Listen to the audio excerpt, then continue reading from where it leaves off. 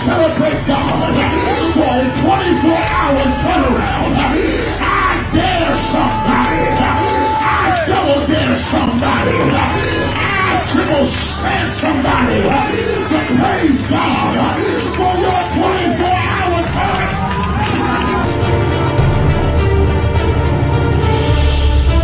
In this walk, God wants to take you in the unfamiliar. Because where the blessing is somewhere you ain't never been before. I wish I had some help. Where your upgrade is somewhere you've never been before. So God, take me in the unfamiliar.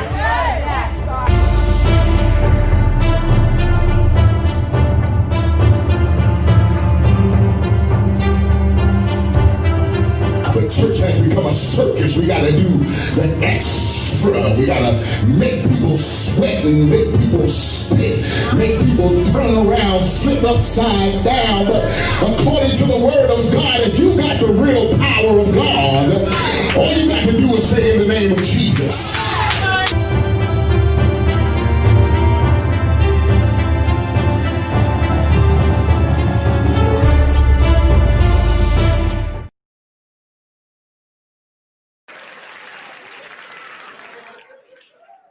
George, why do we have to fight so much? If we have a problem, why can't we just talk it through like Tom and Helen? They don't fight. They don't fight because they're scared to fight. What's that supposed to mean? You know damn well what it means. If you two ever really started going at one another, inside of 5 minutes, he'd be calling you... Don't say it. Nigga. He said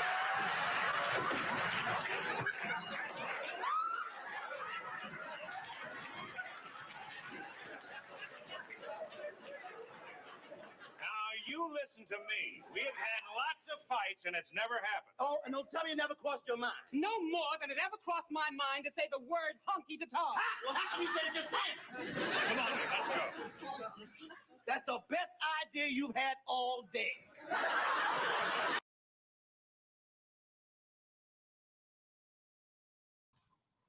Hey guys, welcome to the We Belong Together broadcast with Dr. Sherrod and Lady Chantel. Happy Monday, everyone.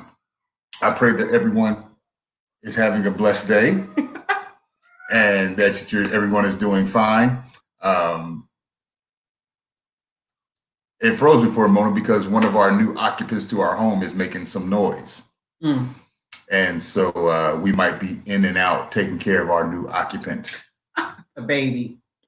Our new mascot. Our new mascot.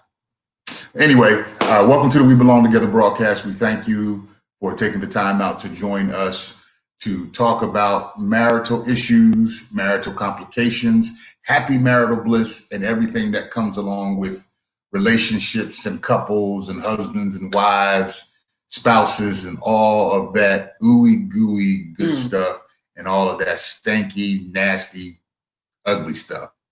The good, the bad, and the ugly. We address it all. Those of you that would like to ask questions, and you want to ask them anonymously, you can see the number at the bottom of the screen. You can text us your questions, and with the help of the Lord, we will try our best to answer those questions. Myself and my beautiful, lovely wife of 10 years. Woo, woo. It is a beautiful thing. It is a beautiful thing. I'm just going to do one announcement real quick, and I'm going to allow my wife to make that announcement. Okay, I hope y'all can hear that because that is hilarious. So what we I don't have the green screen up, so it's not going to show. The August 8th candid. Oh yes, a real talk candid conversation is happening on August 8th at 10:30. It will be taking place on the Real Talk Candid Conversations Facebook page. So if you are a member of that group page, you will automatically have access to that live broadcast on August 8th at 10:30 a.m. It will be me, Coach Mara Cherie, GC Cotton, Sister Jackie Washington, and Jerry White. She's now saying I'm going to go get our mascot. This ain't a mascot. This is a baby. that my husband surprised me with today. So if you guys know us, hey Olivia, hey Trinette, how's everybody doing? Trinice, I'm sorry. Hi Hazel. So I've been saying I wanted a puppy. We got a puppy when we first got here. We had two. Did not know that they were pit bull and German Shepherd mix. So they were some biggins. I didn't want biggins. The purpose of getting a dog was just for alarm protection for me being at the house. So we ended up getting rid of those big dogs. One of them died. The other one, we got rid of her. She was just way too big. And this is what we got now. This is Princess Nyla. No, that's not. What's her name? This is Daisy Domergue. Oh, I'm sorry. He changed her name to Daisy. Daisy Domergue Cotton. Puppy. I call her Princess Nyla. That's the Princess Nyla. She's a little video chihuahua. And she's 8 weeks old. Say hello to the people. Oh my goodness gracious. You puppy. Lord have mercy. So we'll see how long Princess Nyla / Daisy do. You can't have two names. Her name is Princess Nyla. That's nice. I done did a Facebook thing introducing the world to Daisy Domergue. See, that's what happened. I thought she was my dog. But we said in the car that we was gonna go ahead and go with Daisy. Okay, her name is okay. See, Olivia says she liked Nyla better. Olivia ain't gonna come take care of this dog. Anyway, I like Nyla better. I'm gonna change the Facebook post. We did originally say Nyla. Yeah. But then my name. See, here we go. When we got married, I said if we ever got a dog, I named the dog. Whether who brought the dog home, it doesn't matter. I named the dog. I always name the dog. And so we went with some names. Let's just talk for a minute. I wanted to name the dog Cream after one of my favorite songs by Method Man, Cash Rules Everything Around Me. So I was going to go Cream. She didn't want to go Cream. Then she wanted to name the dog Cookie. I had said Cookie. She had said Cookie, but since I hate Empire, that just I wasn't even thinking about it. I was. I didn't hate Empire, but anyway, go ahead. Because the first episode I saw the men kissing, so that's what threw me off. Go ahead. That's what threw me off. And so then we, what else did we say? I said we went on to Nyla. We was looking at the names from Black Panther. Yeah, we was gonna name her Nakia. And I was like, no. And she didn't want to do Nakia. So then I said, well, let's do Nyla from The Lion King. And then we had rolled with that. Then we went to Petco to pick up pick up some stuff. And then the names started rolling. They started rolling. Because I like to name my dogs crazy names. Not crazy names, but other names. Like we had Katniss and we had Django. Dogs we had before was Mystique. Yeah. And Mystique from the X-Men. We had Rue from the Hunger Games. We had Chill, which was my favorite dog, because I had a Children in the Word Bible study. So, but we decided we're going with Nyla, and this is our new pet. So I tell you what, those of you that are viewing, if you like our new pet, if you think she's cute, why don't you give us some hearts? If you think Nyla is cute, I'll wait, see the hearts. Go put Nyla in her room. No, Nyla's gonna stay with us. You gonna hold her the whole time? I'm gonna hold her all the time. She can gnaw all the time she wants. She's your princess. See? You already did? I have puppies. You like puppies. I like puppies too. I like little dogs. I want them big old dogs. Anyway. So I have been plotting for a while. We have been talking about, thank you. I see all the hearts. Thank you. Have been plotting for a while. She was telling the story. We got rid of our dogs because they were too big. And she said the next dog, if we get another dog, she wanted a smaller dog. She wanted a real small dog that she can spoil. She is adorable. And so we have been looking at Yorkie. I had been looking at Yorkies, the smaller dogs. Then she had posted another dog, the little teacup dogs. So in the midst of doing that, since June, I have been searching for small dogs for her. But them dogs them teacups was like $2,000. The Yorkies was like anywhere from $1,200 to $1,600, which wasn't going to happen. Not gonna happen. And not so, come home with no $1,200 dog. And so we're gonna go to counseling for that one. Then I looked at the Chihuahuas, and I know that I had contacted a lady that was on Craigslist that she was getting ready to have some puppies. And when she had the litter about 6 weeks ago, she said that she was going to be prepared to sell the dogs. She had fleas? No, it's not a flea. Okay, it's not a flea. Girl, child, look. Okay, but anyway, we need to get on with the broadcast and we fooling around with this dog. All right. So today we're going to be talking about marital responsibilities. We're not talking about the responsibilities of working, and we can touch on that and what it means, who plays what role in the marriage. But we're talking about the dedication responsibilities to each other. That is vitally important. And one scripture I want to lift up, Paul talks about marriage in the book of 1 Corinthians chapter 7. He begins to first talk about the algorithm. I remember that word that I was trying to remember the other week. The algorithm of as Christ is to the church, so is the husband to the wife. The wife submits to her husband like the church submits to Christ. And Christ sacrifices for the church, so must the husband sacrifice for his wife. But then he talks about how the unmarried careth for the things of God. And then how the married care for the things of their spouse. And so God is showing us an example or giving us a picture of how dedicated we really should be to each other.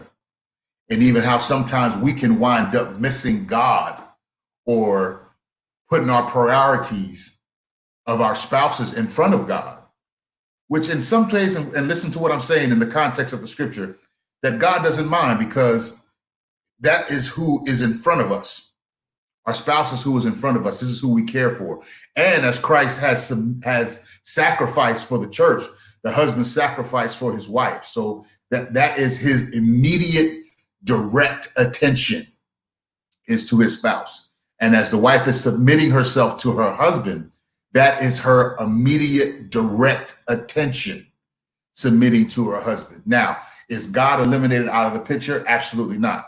But we have a spiritual relationship with God. And of course, Paul tells us that we need to constantly walk in the Spirit, live in the Spirit. If we walk in the Spirit, we will not obey the lust of the flesh. But again, we're not lusting after our spouses. We are submitting and loving. And so in that scenario, or in that algorithm, God is not jealous because our attention is to our spouses, because it is the picture, or it is the equation of how God loves us and how we love God, because we put our direct attention on who we putting our direct attention on. So while we're here on earth, again, it was not good for man to be alone. So how can he be alone if God is there? Well, God is only with him on a spiritual level. He's not with us on a natural social level. So he gives him a helpmeet so that he would not be alone. And all of the responsibilities that the man has to deal with, he won't have to deal with those responsibilities on his own. He's there with his wife, with his spouse, or with his rib, or everything that makes him complete. It is that wife. And so that's what we're going to dig in today. Those of you that have questions, feel free again to text them to the number that's on the bottom of the screen. Feel free to leave your comments and such. And we're going to dig in a little bit closer. Right, Nala? Okay, I think he got this puppy more for him than me, but it's okay. Lord have mercy. That's like having a child around, but it's okay. I'm going to figure it out. So what say ye on the subject? Well, I think it's most definitely something that we need to look at when you come to marriage. We were talking this morning about, when people decide they're going to get married or get engaged. And my comment was, should people actually go through a lengthy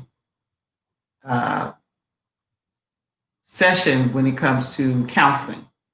And the reason why I say that is because you really don't know what you're made of and what your marriage is made of until you actually get into the marriage. And coming into the marriage, everything is all you high because you loving, but nothing can really prepare you for a crisis in your relationship until you get that crisis. So we was kind of bouncing around about single ministry and how, the single ministry, I'm assuming, because I didn't grow up around single ministries. There was no single ministries to my knowledge, more than just the singles getting together and going out to eat and have fun and, all that kind of stuff. But how do you prepare if you are a single person and you want to be married? So how do you prepare yourself for that? Because, you start dating, then 9 times out of 10, you go through a couple of counseling sessions. I don't know what that looks like. And if any of you have been through marital counseling before marriage, hit us up because I want to know. I want to know what that looks like because I didn't do that. But marriage counseling kind of bring your attention to certain things. You could talk about child rearing, how you're going to raise your children, finances, decision making in the house, that kind of stuff. I did see a couple that was getting married. There's no way in the world I would have agreed or thought this couple would get married. And I think we talked about this last week too. It was so dysfunctional. And the young lady was very emotional. And when she got upset, she just flew off the handle. Oh my gosh. That is, and they've been together for like 8-9 years. So they've been together for a while. So this same new behavior. And, he was bad with the finances, he was drinking and, all this kind of stuff. And I'm like, I don't know that would be a good idea to get married. And you're very highly emotional like that. They were already at each other's throats. So my thing is, what does it look like when you have single people who come together and say, hey, we're going to get married. We're engaged. Let's tell the family, hey, we get married. What does that counseling session look like with the pastor? Or if that's who they're going through, what does that look like? Because, and another thing I saw too, someone said something, I was watching something, they mentioned something about, we have these big celebrations before marriage. So we had a big wedding ceremony, blah, blah, blah. And then 2 or 3 years down the road, they divorce. You just spend $30,000 on a wedding. And 3 years later, you're filing for divorce. So someone had mentioned about, how about you get married and then do the celebration a little later down the road once you kind of establish yourself. So I was just playing with that kind of, I was talking about that. And I also talked about the marriage vows. I said, who comes up with these vows? Where did they come from? We say them at the altar in front of the church and pastor and witnesses, but where did they come from? Death do us part, sickness and health. Where did that come from? Who created those vows? And so we were just talking about it, talking about different scenarios, but I most definitely was like, a couple needs to spend extensive time in marriage counseling. And like I said, marriage counseling is not going to give you everything that could happen to you in your marriage. But one of the key things is communication, because if you don't know how to communicate, I don't care. You're going to have a rough time in your marriage. If you're emotional, you're always exploding, you're going to have a problem in your marriage regardless. So those are the things that should be explored and talked about, because if you're acting explosive like that, then there's something that you need to deal with. Whatever the issue is, whatever the problem is something that you need to deal with. And sometimes, me and him, we talked about it. He was like, well, I don't think you should, a long counseling session is what's necessary. And I'm like, well, maybe we need to take a whole year. You need to counsel for a whole year, because people change over time. You could be one person 1 year and 2 years later, you done grew into somebody else. Not saying it's a bad thing, but you do grow. Every person should be growing. So your marriage is not going to stay the same, because you're not the same person that you were when you got married. Well, the whole reason for, in some traditions, that some brides are betrothed to grooms is to make sure that is going to be carried out. They were assigned a wife to make sure that that certain wife was groomed to that husband. Mm-hmm. For those of you that are not familiar with it, you know the comedy movie Coming to America. Mm. She was known to whatever he liked to eat, whatever music that he liked, whatever food he liked, whatever he liked. She was betrothed to him. Even in biblical sense, Mary was betrothed to Joseph, so she would know how to take care of him. And he knew what he was getting into. Therefore, that when she came up pregnant, he was like, no, this ain't the woman that I thought that I was going to be marrying. So he was going to put her away.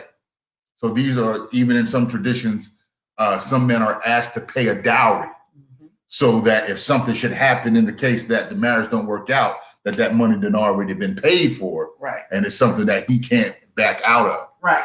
Right. So there's all different types of components when it comes to stepping into the marriage, when it comes to a marital responsibility. We have to make sure that we're able to carry out those responsibilities. Now, when it comes to the premarital, everyone is different.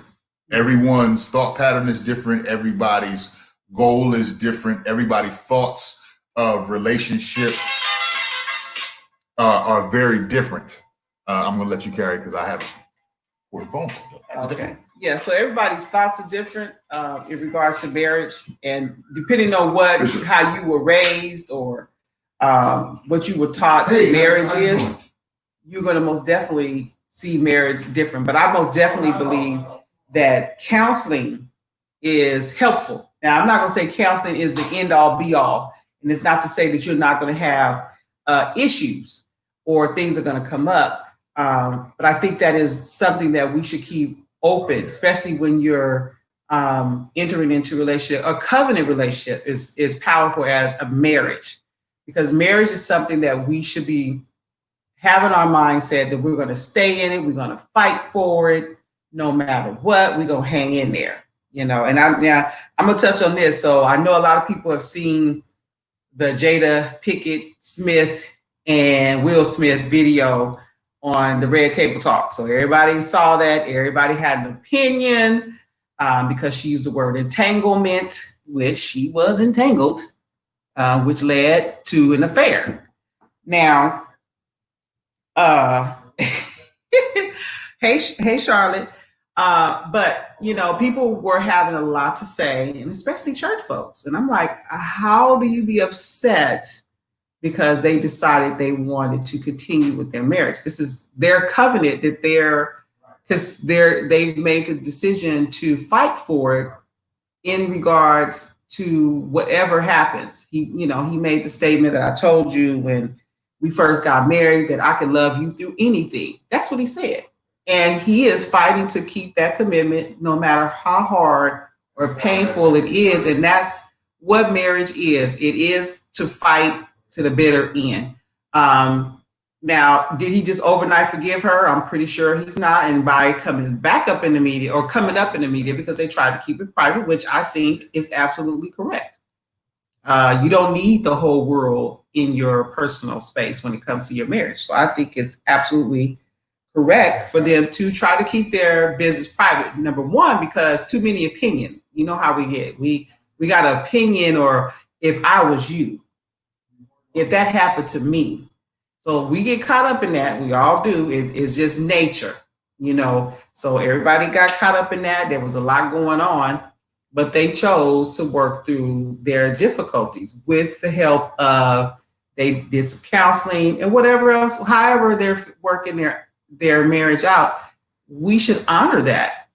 And yes, it is difficult to work through problems, and it is difficult to go through something publicly, but they made a choice, and we should not throw stones at people who, right. I'm glad they stand together too, Charlotte. Whatever it is, however she wanted entanglement, she was right in the word and what she used. Everybody was on fire because of that. And she did have an affair. So, but that's between them. Now, whether or not you want to stick with your spouse, If something like that was to ever happen, that's up to you. That's a choice. It's a personal choice. So everybody has a choice on what they want to do in their marriage. And I think it is honorable for anybody to try to fight through their marriage. And a lot of people, the people on the outside, 9 times out of 10, don't get it and don't like it. That's why you can't tell your business to everybody. That's key. So right, it was a good choice for them. Now, like I said, depending on the situation, that may not be a good choice for you. But we have to learn how to respect people's choices. And if we plan to work it out and going to counseling, you have to use the tools that are available for you. And the other thing I'm going to say, you have to be willing to forgive. You have to be willing to forgive, because forgiveness is a choice. It's not an emotion. It's a choice. You have to make the decision. I'm going to forgive my spouse no matter what. And once you make that choice, you have to work hard at it. It's a work. It ain't just, oh, tomorrow morning, oh, I forgot, I forgive you, you move on. It's a choice. You have to work at it. So these are some of the things that probably will come up through counseling. But like I said, you won't know exactly how you're going to work and deal with stuff in your marriage until it happens. But these are the things that counseling can bring to your attention, like, hey, you got to think about this. Are you going to just throw in the towel because something happened and you're upset now?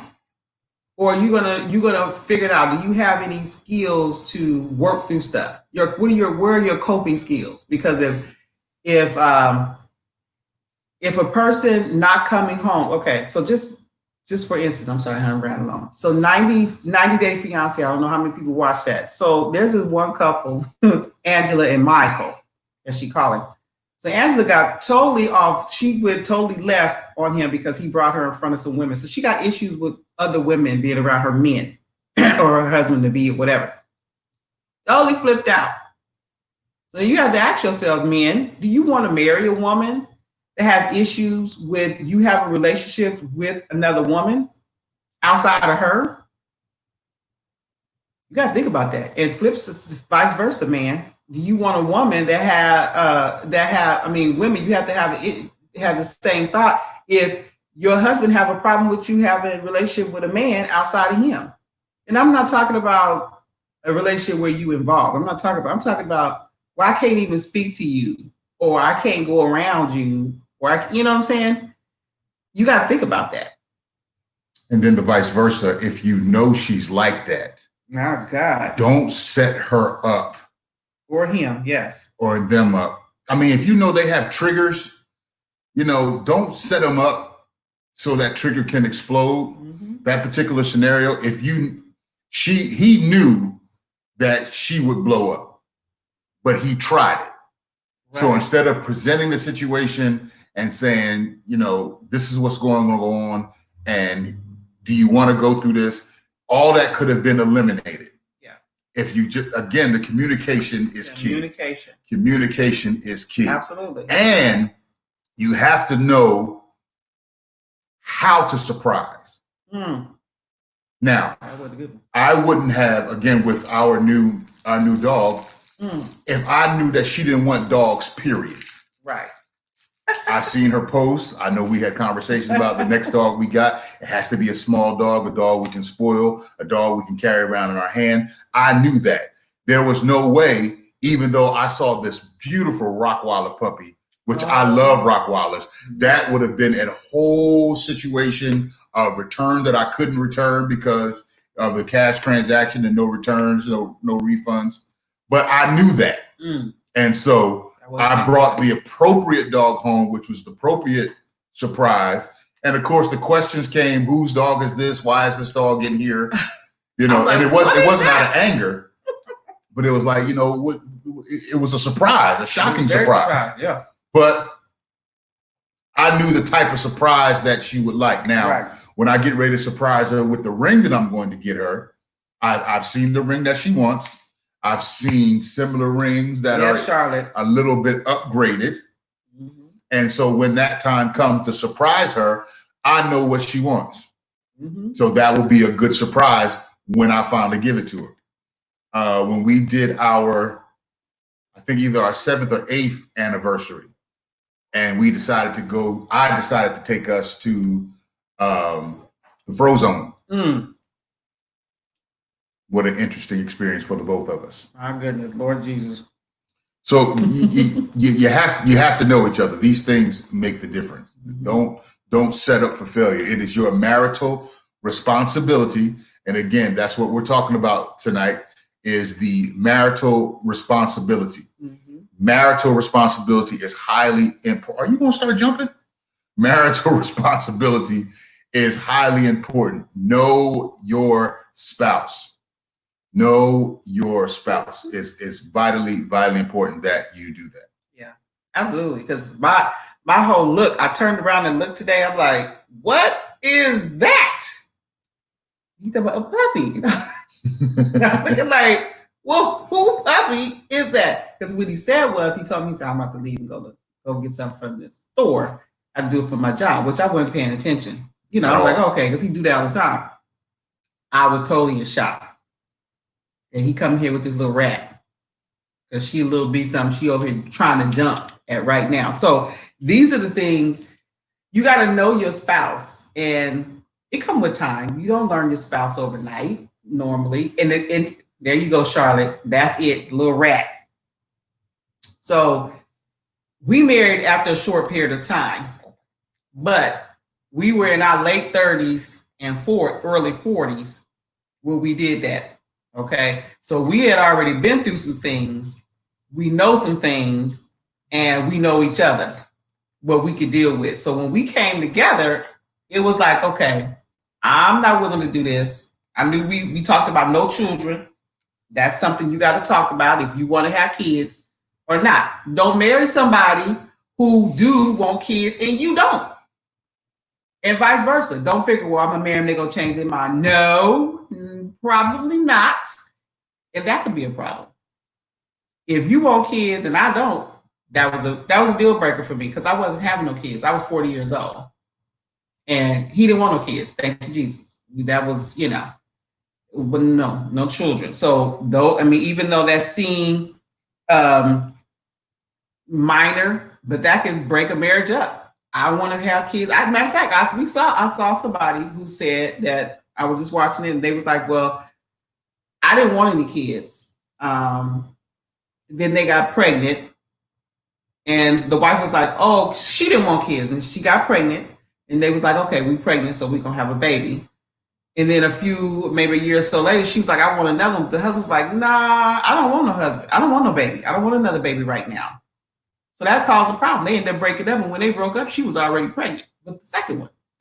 So, you know what I'm saying? So this is kind of stuff, that kind of stuff will drive a wedge between you. If y'all have an agreement that you don't want something, and then the other one flip the script, or if you really, really want something, but you just saying no because you want to be with that person, you doing yourself a disservice. Right? Okay. You and this dog? The puppy. So that is, those are some of the things that you have to look at. And, a lot of times we look, because we just so in love, especially women. I'll say we get so gung-ho. We ready to get married. We ready to put on the white dress, the bridesmaids, and all that kind of stuff. We want to do all that. We want that pretty princess fairy tale look thing going on. But guess what? The next day, life starts happening. Real things start happening. So what are your coping skills? What do you guys say about that? Because they're going to come. It's going to happen. It's definitely going to happen. And no ands, ifs, or It's buts. definitely going to happen. You're going to run into a problem. Because you're taking two worlds and they're coming together to try to merge. Anytime you have that emergence, you have the emergence of chemicals. You have the emergence of atmospheres. Somebody's atmosphere has to adapt to another. What I do is that I try to use scenarios. I'm good at pulling out movies, give you a more vivid picture. If anybody have ever watched the movie The Man of Steel, when Zod and those were trying to come to Earth, they were trying to change it into Krypton. And so the density had to be changed. The ground had to be changed. The breathing had to be changed. Even the solar system had to be changed. If that had changed, then Superman would have just been a normal human. So Are you willing to make those changes? Are you willing to make those adaptations where your vulnerability will be shown to your spouse or to your atmosphere? Are you willing to show your scars? Are you willing to show your quote unquote battle wounds? You're not going to stay covered up all the time. Right. You know, my father tells the story of how, I love telling this story. He was counseling this couple, or no, somebody was counseling the couple. And the woman was scared to show herself to her husband. And the pastor was, and the problem was that they were not counseling together. They were counseling separately. So he was just counseling the woman. So he was telling her, you know, this is your husband, you know, the bed is going to be undefiled. You can be free with him. You know, on that night that you guys decide to consummate the marriage, just go ahead and open up yourself. Don't hide anything. So they had a beautiful wedding. They went on their honeymoon, and he was in the bed waiting, and she came out the bathroom, and she decided to take off her robe and her contacts and her wig and her arm and her leg and her teeth. That sound like. That's basically what it was. To where the next week, the husband asked the pastor for counseling. And the pastor asked, well, how did the honeymoon night go? He said, I didn't know whether to jump in the bed or jump on the dresser because I couldn't tell which one was which. Oh, that's terrible. That's terrible. So, communication is the key. The marital responsibility is not only what goes on during the marriage, but what happens pre-marriage. Yourself, ladies. Pre-marriage. There was a reason why Laban wanted Jacob to work those 7 years to get to know him. Now, not only he knew about his character, of how Jacob was a traitor, a conniver, a liar, but he wanted to see some other things. He wanted to see how Jacob could work, that he was going to be able to take care of his daughter. He wanted to see the real life attitudes outside of what the story is, because a lot of times we hear stories about people, but don't really know them until we see them. Right. And that's why we have the wrong conception that we need to live with our boyfriends and girlfriends or fiancés to see if that is an adaptable living environment. Wrong. Wrong. We don't condone what the old school people call shacking. Shacking and stacking. We don't condone that. So take the time in dating. Take the time in courting, what they call it. Take the time to get to know each other while you're dating and you're single, to make sure, watch this, that all the singleness is out of you. Because you can't be single and married. That's a whole nother We Belong Together broadcast. You can't be single and married. It does not work. It's like trying to work and collect unemployment at the same time. It's illegal. It's not right. It don't work together. There's penalties when you do that. You can't do it. You can't be in college going to high school. It just don't. It don't work. It don't work. So you have to take your marriage responsibility. Again, guys, we are taking your questions. The text question is at the bottom of the screen, 916-389-1376. Feel free to text us your questions. Feel free to leave us your comments. If you have any comments at the same time, please feel free while you're watching this to like, love, and share. Put this on your timeline.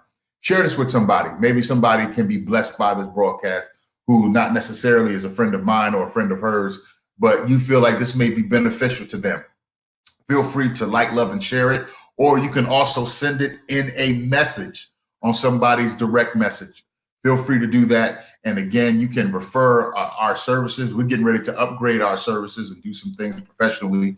And we like to be a blessing to people if we can. So while this dog is chewing on my toe, again, feel free to like, love, and share. Also text us your questions to us. And again, if you guys want to be a blessing to this broadcast or any part of the broadcast that we do, the Candid Conversations broadcast, the House to House broadcast, the We Belong Together broadcast, you can sow into our ministry so that we can continue to do the streaming that we do and continue to do the upgrades that we need to do for the broadcast. So again, tonight we are talking about marital responsibility. Let me ask you this. So whose responsibility do you think it is to cook? Whoever, when it's time to eat. What? When it's time to eat, somebody need to cook. I don't think it's anybody's. Respond. That's the root word in responsibility. Respond. So if you're hungry, somebody got to cook it. It's not meant for the wife to cook. It's not meant for the husband to cook. Even the children can cook. Somebody needs to be responsible enough that if somebody's hungry to cook. Now, if the wife chooses to cook, which normally how it works, Right. then go ahead. Now, I don't belong in the kitchen unless I'm getting something to eat. I don't belong behind a stove. Now, put me behind a barbecue grill and I'm good.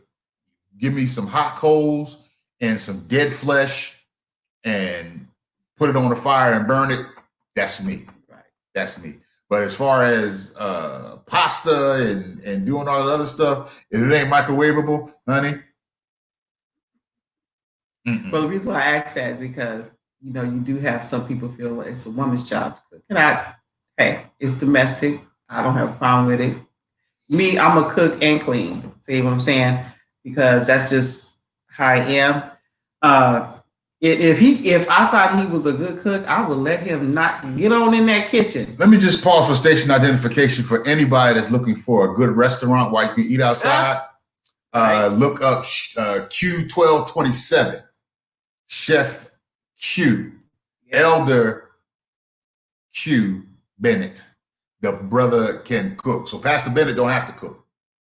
She don't have to cook. She got a man, she got a chef that can cook. Right. And so that's why I brought it up, because every woman can't cook. Every woman can't cook. So that ain't a lie. That's something that when you're in counseling, or you need to know that before you jump to get married, especially if you think the woman should be doing the cooking. You might got a woman that can't boil water. And believe me, if you can't cook some eggs, boiled eggs, you're in trouble. So that's something. Those are one of those little things, especially if you come from a family of women that can cook, brothers. Yeah, you need to look at that. Now, I'm not saying it may be a deal breaker for somebody, but I'm just saying, you know, you got to eat, but you need to realize you married her and she can't cook. What you gonna do? Is that going to be something that you're going to be in counseling for 5 months down the line? Well, she don't cook. Well, she didn't cook before you got married. She told you she didn't cook. So why are you mad now? So either you're going to microwave it, eat out, or you're going to learn to cook yourself. So what you going to do? So those are things that, you know, you got to think about. Hey, Kat, my cousin Kat just jumped on it. Kat, do you cook? And so I'm telling you, some women don't. Now, I come from a family where the women could cook, and my grandfather can cook, and my uncles can cook, and my brother can cook. So we just cook, male or female. It is what it is. Now we can cook. Us cotton men, we can cook. We just choose not to. What cook what? My dad can cook. Or maybe dad can cook. My father can cook. I've seen him tell my mother take a seat on Thanksgiving, and it was scrumdiddlyumptious. But you ain't gonna tell me to cook on Thanksgiving, and I'm gonna let you in my kitchen on Thanksgiving. No, because that ain't your cup of tea. That's not my thing. Now I can help. You know, I can help cut some stuff up, and you know, I have helped cooked. I mean, when we've done something basic as, you know, chicken and French fries, you know, I'll go ahead and peel the potatoes and cut them up. I'm just saying. Right. But I'm talking in the prep. Anything that would help make things easier. You know, if even something simple as take something out. Right. You know, if you want to cook, you want something to eat, take it out. Yeah, like I call and say, honey, did you take something out to eat? No. Simplicity. But yeah, And some people just ain't meant to be in the kitchen.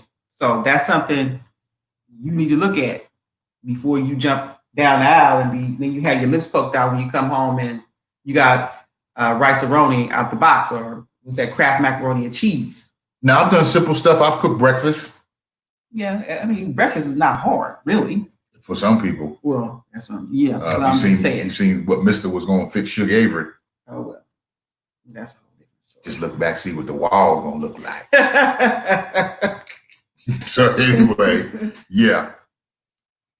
So again, it's responsibility, premarital responsibility, even during the marriage responsibility. Make those communications known. Talk about your likes and your dislikes.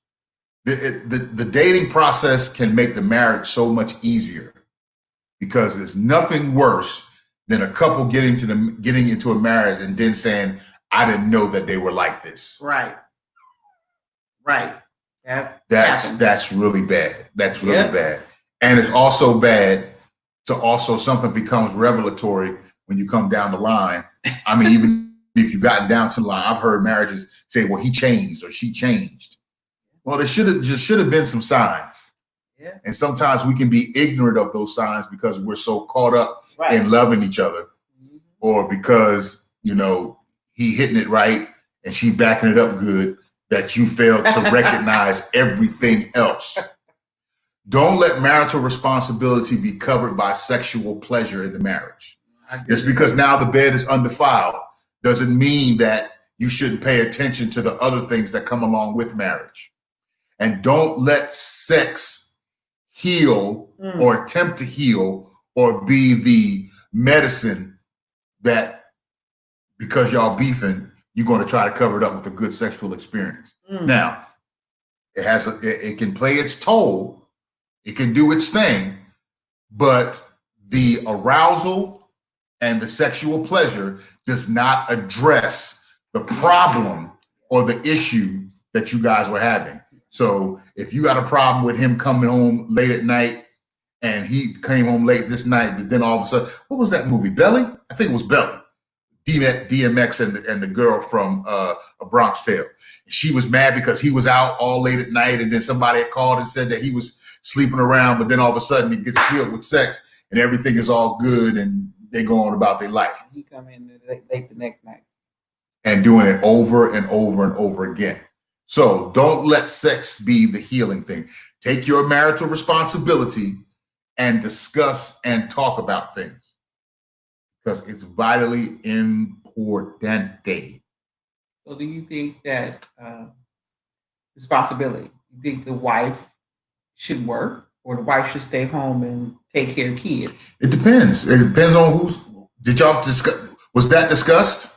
Right. What happens if he's going to be a house husband? And God knows, I wish I was. There's been times that I've been a house husband, and it's because of I was in between jobs, what have you, and take care of the house. That conversation has to be had. What about the wife that's going to work and the husband that's in full-time ministry? Make sure that is discussed. Okay. Men don't have no sudden revelation. God told me to come off my job and quit, and you ain't discussed it with your wife. Hello. Oh, I'm gonna do full-time ministry now. You ain't got no plan. You ain't got no engagement set up or nothing like that. Mm-hmm. Don't pull a quick flip the script. No, ma'am, no, sir. Don't do that. There's another movie, Brown Sugar. All of a sudden, he gonna quit his job and he gonna start a company. All of a sudden, and he shared it with somebody else without sharing it with his wife first. That is a problem. Please don't discuss, even if you have a best friend. Now, some people say their wife is their best friend. I don't have anything against that. I already had a best friend before I met my wife, so I'm not going to move him out and try to replace him with her. I don't need her to be my best friend. She's my wife. That's the way our marriage is. Right. Now, you guys that are different, if your husband is your best friend, I want you around all the time, whatever. That's on y'all. But the discussions have to be made before plans are initiated.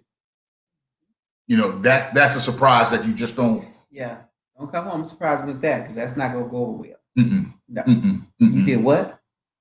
And you didn't talk to me? What? Now, we had one scenario, I could talk about one scenario where I quit my job, but I had a job lined up. Yeah. And the job that I quit, we had already been discussing about the displeasure I had with the job, how the supervisors was getting on my nerves, and that I was going to quit. Then luckily I had the interview, had everything lined up to start the job in a couple of weeks. And I just went ahead. I said, well, honey, I came home and said, that's it, I'm done. But I had something lined up. I had something ready. So that still didn't kind of sit right. It didn't sit right, but I still had paychecks lined up, and I had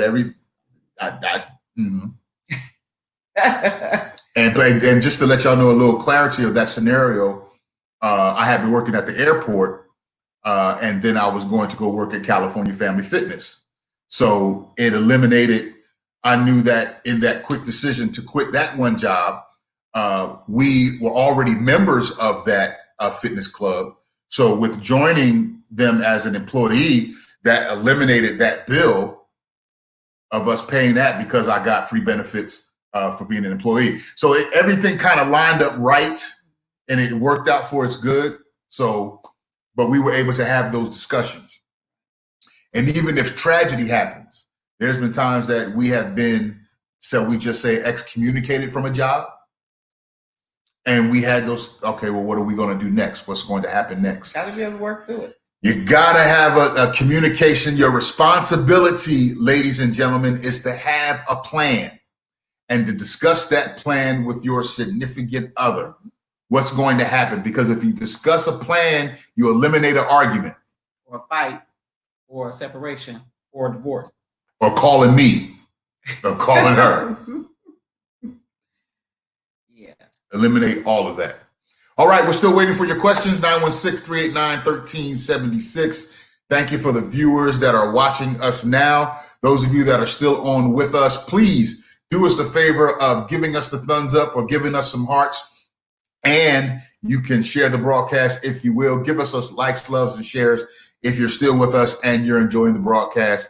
And feel free to share this on your timeline and be a blessing to us. Now, those of you that want to watch the broadcast again, you can watch it here, or you can watch it on YouTube. You can go to my YouTube channel, and all of the replay broadcasts, We Belong Together broadcast, as well as the House to House broadcast, you can watch that again on YouTube. It is available. So we want to make sure that those tools belong to you. And also, don't forget, October 8th. Which is August. I'm sorry, August 8th. I don't know why I'll be stuck in October. August 8th at 10:30 a.m.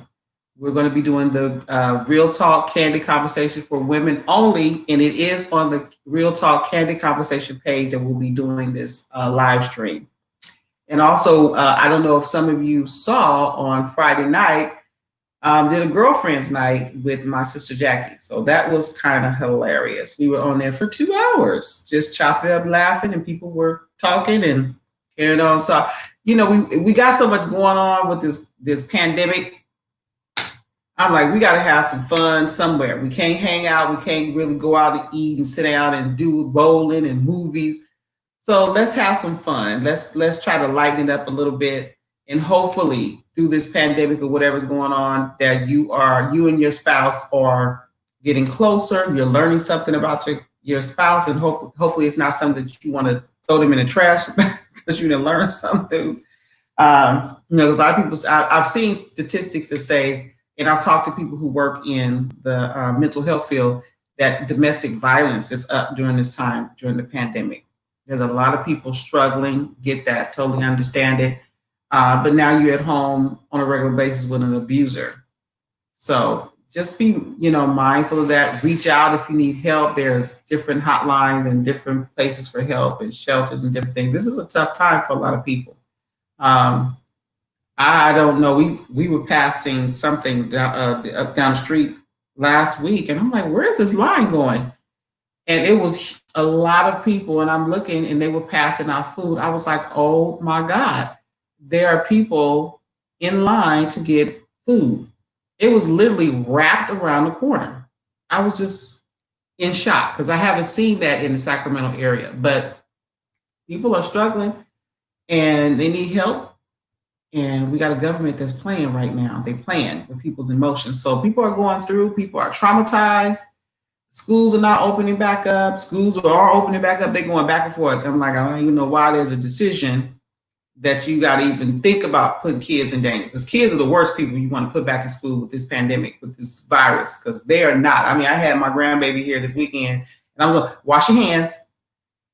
Go wash your hands with hot water, warm water, soap, put enough, and she's almost 7. She'll be 7 years old tomorrow.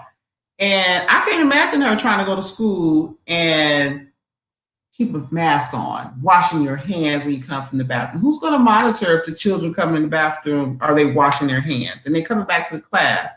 And then if they catch it and give it to their poor teachers, you know what I'm saying? So it's just a whole lot going on. And, we just have to stay prayerful because it's just really, really crazy. It really is. You got all these conspiracy theories out there. You got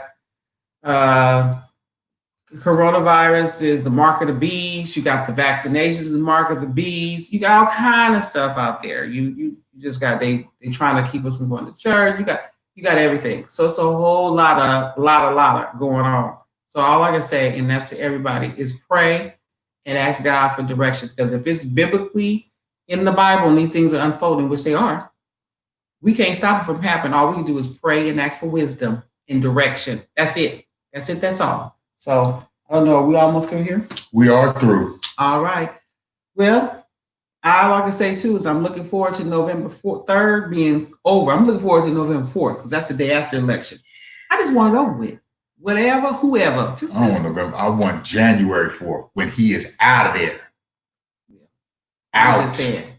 I just want this political climate to hopefully come to a halt.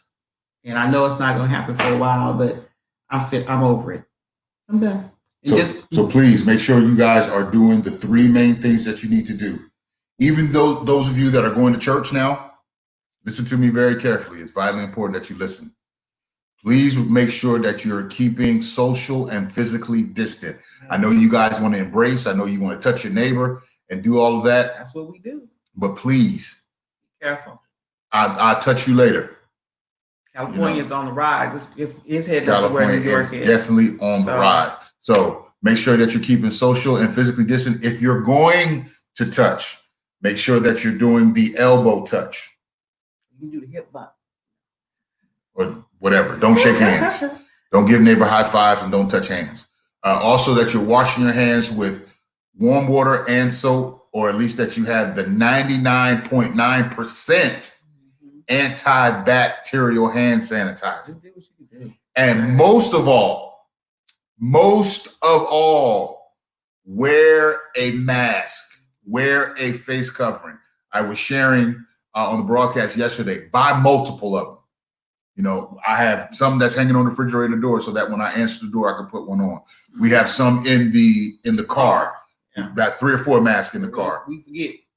I'll jump out in a minute and be like, he be like, honey, where your mask at? Just forget. I'm like, oops. So it's best to have a lot of them around so you can have them. Yeah. I don't know if my cousin is still on, but Pastor GC, if you guys need a mask, you want a custom mask, you can hit her up. She'll make a mask for you. Those that like your team mask, she makes those. So you can hit her up.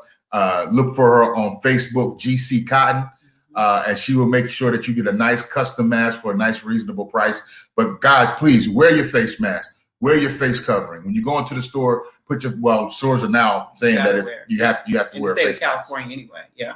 And they also, the governor has released to start having worship service, Bible study outside.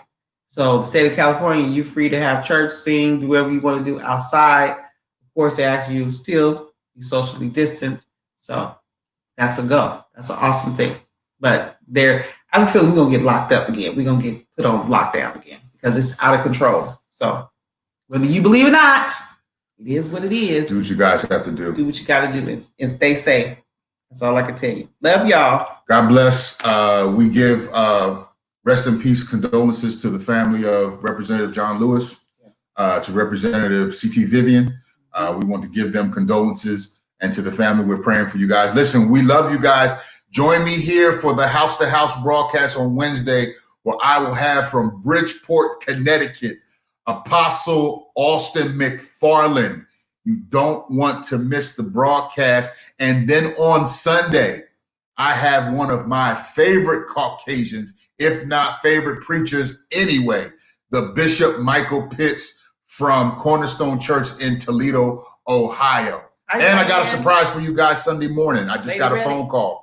I'm going to be preaching somewhere, and I'll announce it. It's going to be on. Love you guys. God bless you. Enjoy the rest of your Monday. We love you in the name of the Lord. Grace and peace. Bye, guys.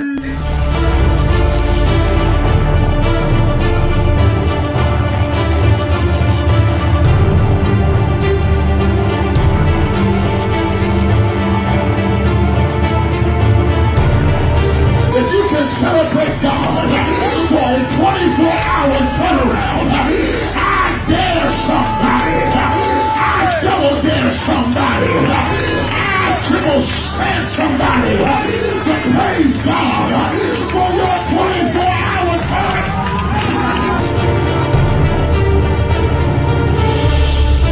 In this walk, God wants to take you into unfamiliar. Because where the blessing is somewhere you ain't never been before. I wish I had some help. Where the upgrade is somewhere you've never been before. So God, take me in the unfamiliar.